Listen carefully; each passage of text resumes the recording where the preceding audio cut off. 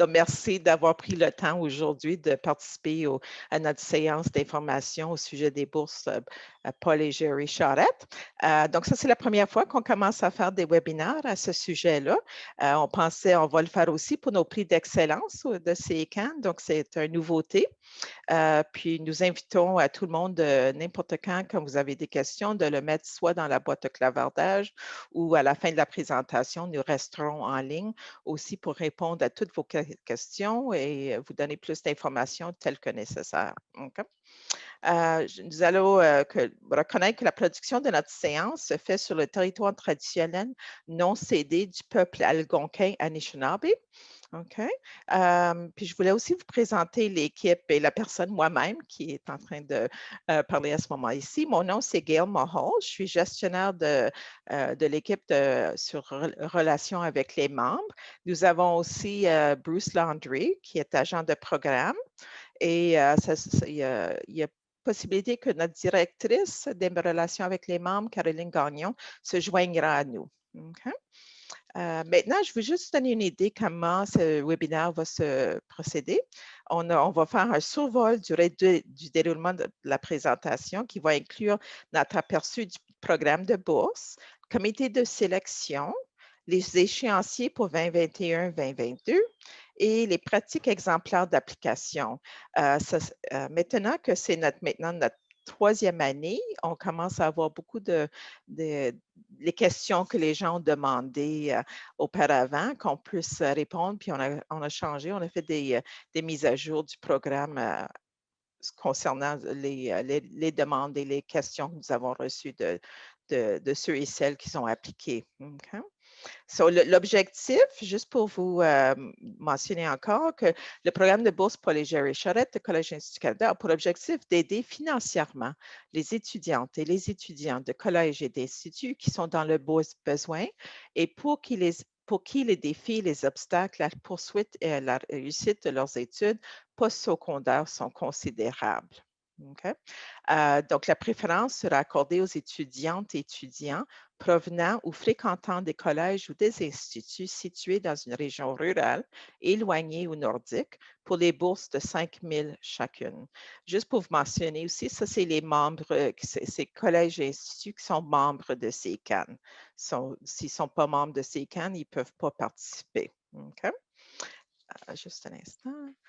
C'est notre troisième année, comme j'ai mentionné auparavant, du programme. Puis c'est notre deuxième année qu'on avait 20, on va avoir, 20 bourses.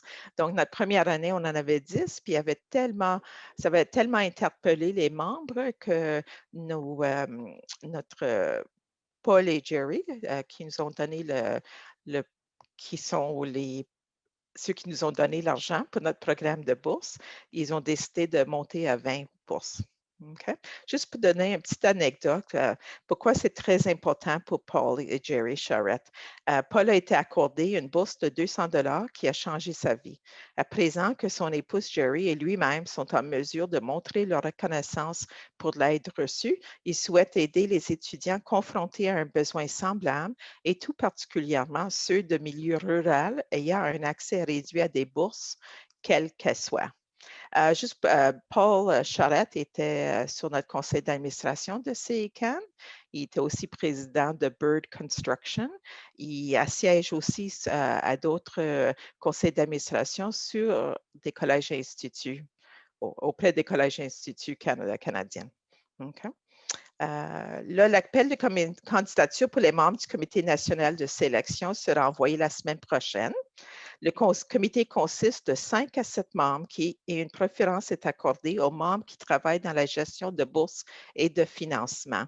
Donc, nous vous invitons aussi, ceux qui sont sur l'appel aujourd'hui, si vous êtes intéressés à être sur le comité de sélection, de remplir le questionnaire. Puis, si vous ne l'aviez pas, Bruce pourra partager avec vous. Okay? Nous visons également à recevoir une représentation nationale avec des membres du milieu rural ainsi qu'urbaine représentés. De cette raison, le total de membres du comité pourrait changer. Ces membres travaillent avec Paul et Jerry, donc eux autres font partie intégrale du comité de sélection, qui, de la première fois, siégeront au comité après avoir lu les mises en candidature émouvantes de l'année passée. Maintenant, je vais céder la parole à Bruce qui va partager l'échéancier du programme, les exigences pour les membres du comité et par la suite partager les pratiques exemplaires. Auprès de toi, Bruce.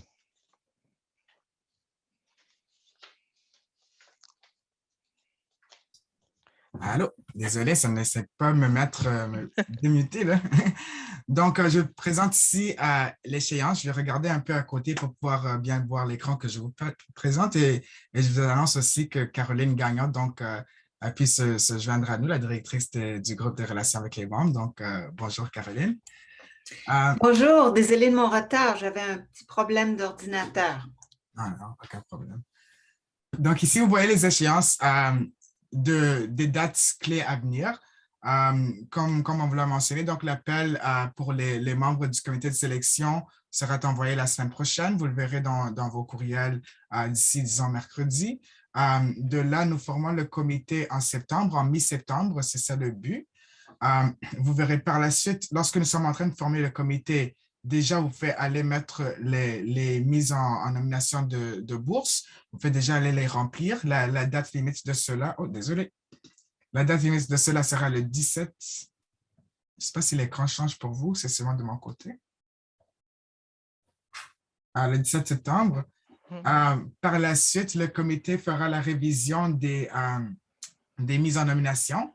Et de là, la date limite, c'est du 15 octobre. Donc, c'est là vraiment la période de révision. Ça serait après la période du 7 septembre, je vous partage les mises en nomination qu'on a reçues. Et du 15 octobre, on fait la révision à partir d'une grille d'environ 4 questions qui sont clairement élaborées. Par la suite, nous avons un appel de la semaine du 18 octobre pour déterminer vraiment nos 20 récipiendaires. Donc, sur cet appel, Paul et Jerry seront également et nous parlons du procédure et c'est là que nous pouvons faire des changements à l'année suivante s'il y a des changements que vous trouvez que nous devrions apporter. Et par après, nous faisons donc les avis au bureau des présidents DG pour leur réviser soit si l'étudiante ou l'étudiant qui a été mis en candidature, en nomination, pardon, est récipiendaire d'une bourse ou non. Et nous commençons avec la période de paiement. Donc, le 15 novembre, vous verrez ici quand nous effectuons le premier paiement. Par la suite, nous faisons une vérification pour nous assurer que l'étudiante ou l'étudiant est toujours inscrite à la deuxième semestre. Et une fois que nous recevons cette confirmation, nous envoyons les paiements et ensuite l'étudiant reçoit son reçu à T4A directement chez eux. Ces dates sont bien sûr des cibles, donc ils peuvent changer, mais nous sommes pas mal bien à garder la ligne. Et maintenant, donc, pour parler un peu des pratiques exemplaires, et bien sûr, s'il y a des questions, donc, veuillez les poser dans la boîte de clavardage et nous pourrons y répondre. La lettre d'approbation serait le premier point qui est revu. Cette lettre doit être signée par la directrice ou le directeur général ou PDG. Ça ne peut pas être quelqu'un qui fait un appui. Il faut vraiment que nous voyons que ce soit l'appui du bureau de direction qui signe cette lettre, mais aussi cette lettre est révisée par le comité. Donc, ça aide la personne mise en nomination lorsque la lettre contient des preuves tangibles, disons, de leur excellence académique, aussi une anecdote qui a mené à sa sélection. Le comité va le lire et va prendre ceci en considération. Par la suite, il y a la section des besoins financiers. Donc, pour cette section, nous sommes limités en caractère. Il est recommandé, bien sûr, d'inclure des réponses fondées sur des données. Le comité va mieux pouvoir évaluer des données concrètes. Ces données peuvent varier de frais de scolarité ou des matériels afin de pouvoir participer activement au programme.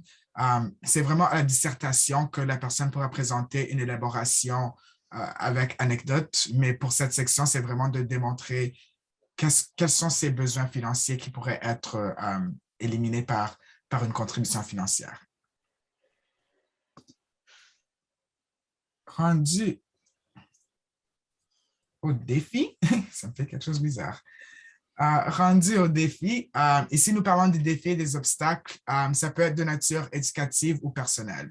Donc, nous cherchons vraiment les défis qui nuisent ou réduisent la capacité d'étude. Il faut garder le but de démontrer comment ceci impacte cette capacité en général. L'élaboration peut se faire dans la dissertation que je vais décrire bientôt par la suite. Mais donc, c'est vraiment donc quels sont les défis, quels sont les obstacles auxquels l'étudiant fait face qui réduisent leur capacité d'étude et qui peuvent être aidés avec une contribution financière. Et maintenant, donc, nous nous rendons à la dissertation et c'est ici où l'étudiant peut élaborer. Donc, les anecdotes sont invitées. Gardez bien sûr un but de décrire l'impact financier, l'impact direct aux besoins et aux défis et aux obstacles. Démontrer les actions déjà prises pour réduire ou éliminer certains défis et obstacles et l'impact que pourrait avoir la bourse. Ça aide bien sûr de montrer déjà le désir du succès, que bien sûr, nous savons que ces étudiants qui s'inscrivent, ils l'ont. Donc, c'est vraiment de le mettre sur papier pour que le comité puisse le voir au lieu de devoir trouver où ça se trouve. Rendu à la lettre d'appui. Donc, cette lettre est intéressante. Ces lettres, pardon, sont intéressantes parce que ça forme vraiment la dernière section qui est révisée et l'aperçu d'une personne peut résonner fortement avec un membre du comité. Donc, nous recommandons de varier les sources pour mettre en évidence l'impact potentiel de la bourse sur l'étudiant ou l'étudiant et son environnement, soit sur son campus, dans la communauté, à son travail, etc. C'est vraiment dans cette section, c'est ça qu'on dit, la mise en vedette du travail, de l'engagement présent de la personne. C'est ça vraiment que nous cherchons pour donner le plus grand impact.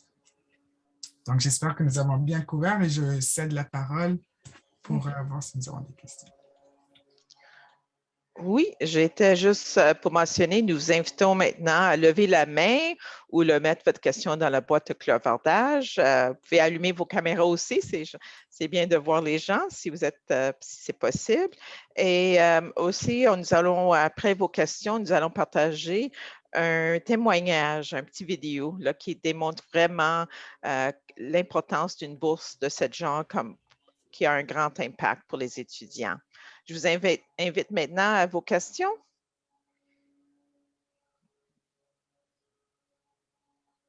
OK, je vais juste voir. Caroline, Jean.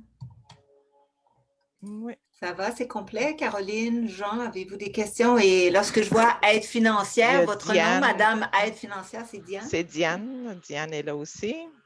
Ah, Jean Deslauriers a une question. Oh, je n'ai pas de question. OK, merci. Okay. Je n'ai pas de questions, moi non plus, c'est correct, merci. OK, tout est beau. OK. Parce que la présentation est tellement belle et claire. C'est ça, pour notre première, nous excusons de… Ah, mais c'est super. Donc, nous pouvons partager donc notre témoignage ici. Oui. I'm super grateful to have received this bursary because it relieves a lot of the worry about the financial burden of student debt after school. And it allows me to focus more of my time and energy on my studies and the passion that I have for this industry. So I'm really looking forward to pursuing my goals of sustainability and success within the cannabis industry. So I can't thank you enough for the support, and it's really going to help me. Oui, puis nous allons avoir d'autres témoignages en français. Ça, nous commençons juste à les incorporer dans le webinaire. Okay. Bon, nous vous remercions à tous. Ou Caroline, est-ce que je te passe la parole? Oui, bien, écoutez, on n'a pas de chocolat à vous offrir, mais vous pouvez saliver en la regardant. On vous remercie d'avoir participé. On devait avoir plus de participants à notre webinaire, mais la beauté du virtuel, c'est qu'il y a un enregistrement qui va vous être partagé, la présentation PowerPoint également dans les prochains jours. On vous invite fortement à le partager au sein de vos établissements. On vous invite surtout à soumettre la candidature d'un de vos étudiants ou étudiantes parce que c'est vraiment, ça change leur vie.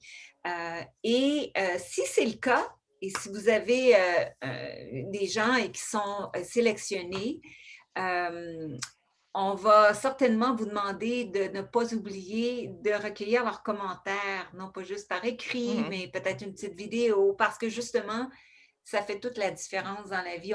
Ça, c'est juste un petit commentaire, mais Souvent, Bruce dit que, Bruce, je vais te laisser le dire, une des périodes de l'année que tu aimes le plus, d'ailleurs, tu le dis souvent, c'est lorsque tu reçois et tu fais la cueillette de ces commentaires-là et de ces témoignages qui sont très émouvants. Ouais. Et qui dit, OK, job well done, good. On l'a fait, mission accomplie. Alors, on vous invite à partager la bonne nouvelle, à passer une excellente fin de journée. Exactement. Ouais, c'est vraiment ça, exactement. Merci beaucoup à tout le monde. Merci beaucoup. Merci. Merci.